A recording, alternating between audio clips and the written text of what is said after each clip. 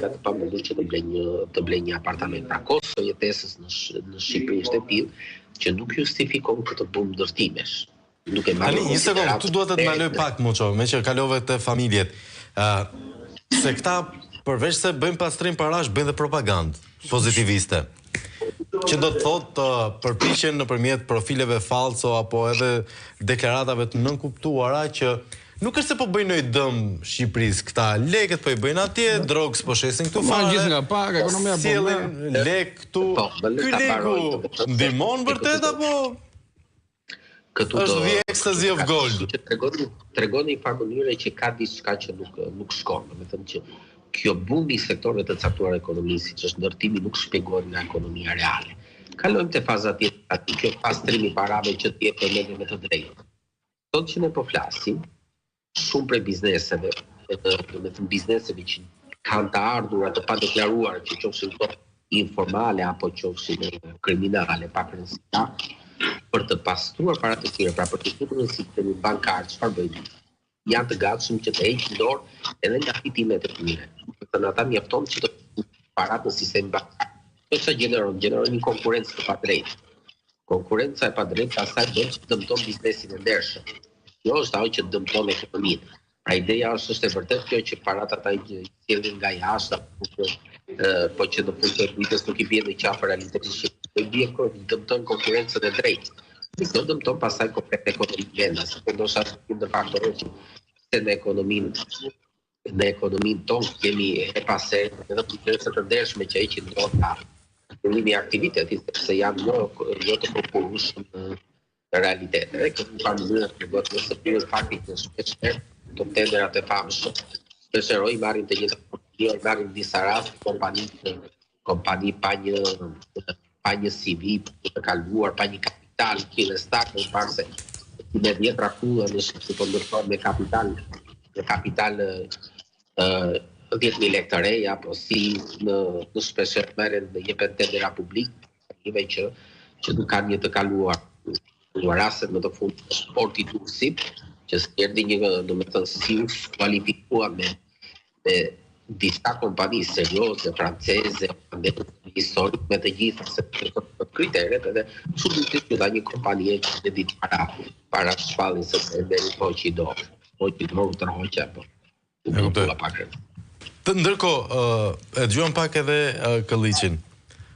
Jemi në mes Europës. Ka pasur dikush i jashtëm, i huaj interes që këtu të kthejnë një enklav pastrimi parash? Shumë po, s'po të fjallë. Rama ka marrë licencë këtu për drogën, që 2013. Të ka shashja. Ty ka filluar kriminalizimi i ekonomisë, dhe ne po të shohim gjithë vendet që kanë përqendruar ekonominë të drogës, si Venezuela, Ekuador, Kolumbi, janë vende që kanë të lashe serioze me ekonominë.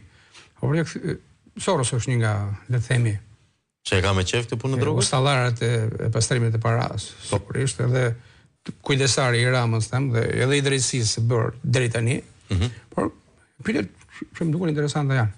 Unë Rama është hetuar pastrim parash? Pse? Ne kemi vite që diskutojmë bashkërisht që vëllai i Olsi Rama është përmendur edhe nga mediat e huaj, edhe nga ato shqiptare, edhe nga institucionet e huaj, edhe nga ato shqiptare. Pra, flasim për institucionet të hetimit, por të vëllain në përfshirë në trafikun e kokainës, zibraka, përveç kësaj, edhe tek historia e call centrave. Dhe këtu, duke pasur prokuroria, nuk e di pse nuk e ka bërë deri tani, megjithëse nuk ka mundur dot, pra nuk e ka infrastrukturën atë fotografinë ta identifikojë, nuk e gjen dot se ku është Olsi për të bërë krahasimin vizual të personit me foton. Rezulton personi lidhur kryeministri i vendit. Dhe kur hetohet në kuadër të ligjit antimafia, pra hetohet vllai, do hetohet dhe kryeministri. Vazhdojmë po brenda familjes. Linda përmendet pra motra e bashkëshortes së kryeministrit tek dosja Akshit. Bashkëshorti i kryeministrit rezulton personi lidhur me motrën. Edhe këtu do të ketë hetim pasuror edhe për bashkëshortin, edhe për Ramën. Na japni një përgjigje këto, kanë pasuror i lekë. S'po kalojmë te thjeshtra, se edhe ajo është në këto përmendje të këtyre hetimeve. Tani, në gjithë, s'po kalojmë te Charlie, s'po kalojmë te incineratorët, s'po kalojmë te agregatat e Vlorës, te aeroporti i Vlorës, te tunelet e Llogaras, se kudo që kryqëzotëria ka firmos, nuk besoj se e ka bërë për hatër të Nën Terezës. Ose për zhvillimin e vendit mund të ketë bërë. Zhvillimin e vendit, shohim vendin e duhet të ecësh në internet me shku në jug të Shqipërisë, se në tokë s'arrin dot. Ky shkon me helikopter. Dhe shifi trafikantët e drogës që kanë marrë leje hotelesh, resortesh, koncesionesh, sa janë burg, sa janë rrotull oborrit të kryeministrisë, kanë marrë shumë punë publike këta zotrinj, dihet që janë në botën e trafikut, janë vendosë zyrtare ata. Edhe deputet, edhe ministra, edhe biznesmen që e shenjërojnë ramën 25 herë në ditë, këta njerëz e kanë marrë lejen, e kanë krijuar mundësinë për ta pastruar paratë nëpërmjet kryeministrit të vendit. Askush tjetër nuk mund ta lejonte, shkojmë te Ballukun. Edhe këtu hetimi pasuror që ka nisur për Ballukun do të përfshijë natyrisht edhe kryeministrin e vendit, sepse në përgjimet dalë tani edhe shumë të tjerë. Kryeministri thotë që i ka ngrënë pas shpinë edhe kjo. Se ka thënë. U marrua kopshtin, sa darda pas kanë qenë aty. Ky ka hyrë në kopshtin e mishte. Po ky ka hyrë në kopshtet e Evropës, kopshtin shqiptar e griu, se katoi 2-3 herë. Sepse kështu thotë atyre, mos më dili kundra se sa katoi. Pra kur ai thotë që këto do Rama, këto do Imigj Ramës, këto do Shoqi Ramës, atëherë këtu ka indisë të mjaftueshme për prokurorët e nderuar dhe të dremitur. Më pëlqen që lutet edhe politikisht. Dhe të dremitur. Që këta zotërin duhet të hedhë për pastrim parash kryeministrit e vendit. Pas hetimit. Që klasifikohet. Të dyja janë organizatë kriminale. Dhe kur ke organizatë kriminale, zotëri, pastrimi i parash është destinacioni i organizatës. Do vim te kjo pjesa, por do doja të kuptoj diçka tjetër se ke parasysh se si bëhet kjo puna e marketingut edhe të krimit, ka propagandë, PR të mirë edhe krimi. Kanë zyra marrëdhënie publikun ata që cilësore. Muço, një pyetje. E din disa televizionet të mëdha këtë histori. Po e kanë me qef shumë. Kanë për zemër. Muço, një pyetje, ndoshta naive. E zëm se, dëgjon, kataklizma ndodh dhe këtu kemi shtet dhe nuk lejohet më pastrimi i parave. Ç'a ndodh me ekonominë? Vdes gjysma qeverisë i bin frakt. Po përveç asaj. Flas me shqiptarët, se nuk ka bëhet të vonë shumë për qeveritarët. Me shqiptarët ç'a ndodh? Rrënohet ekonomia jon, kapim stagnacion, ka alternativë, se edhe unë doja ta pyesja Muçon për këtë. Duke qenë se para e drogës ka një terren të shtuar në ekonomi, me çfarë zëvendësohet kjo? Atëherë, në momenti që ky fenomen dalon, me para do ketë një stabilizim të çmimeve në sektor të caktuar të ekonomisë, ndoshta edhe rënje të çmimeve në shumë sektor të caktuar të ekonomisë, kështu që për qytetarët e thjeshtë të ndeshëm. Pra pa lek droge mund blejnë në shtëpi. Është një aspekt pozitiv për qytetarët gjithmonë të ndershëm.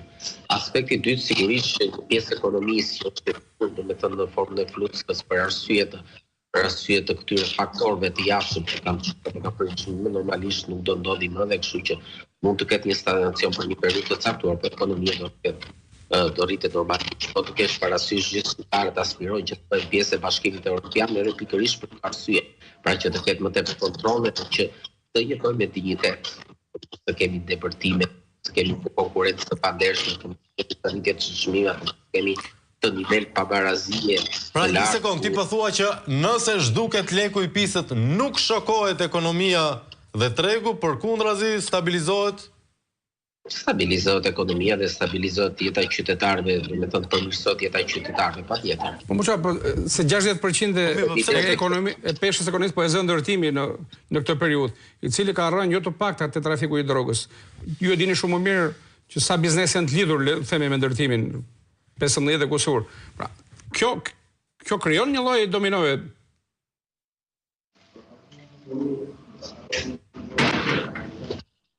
Nuk e dini se na dëgjoj Muço? Jo, më fal, mund të përsërisi. Pra, a ka një efekt dominoje nëse leku i drogës është ai që e ka çuar në bumin e industrisë ndërtimit?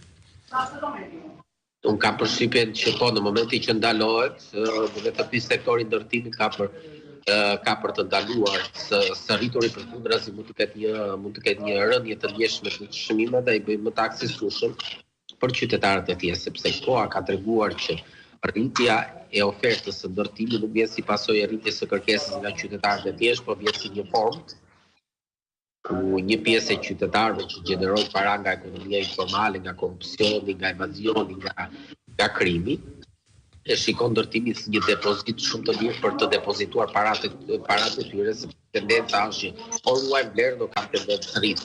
Në momentin që ky fenomen dalon, qytetarët do kenë më tepër akses për të bërë një shtëpi për të jetuar. Flasim gjithmonë qytetarët e thjeshtë dhe të ndershëm, familjarë, shqiptarë.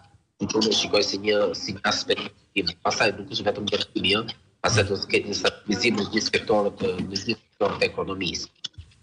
ndoshta në momente të caktuara do ketë qytetar do bëhet më të ndjeshëm për rolin që ka të themi ndershmëria apo ekonomia stabilizuar dhe ndoshta do ketë reagime edhe më të saktë në raste për fenomene apo padrejti që ndodhin vendi.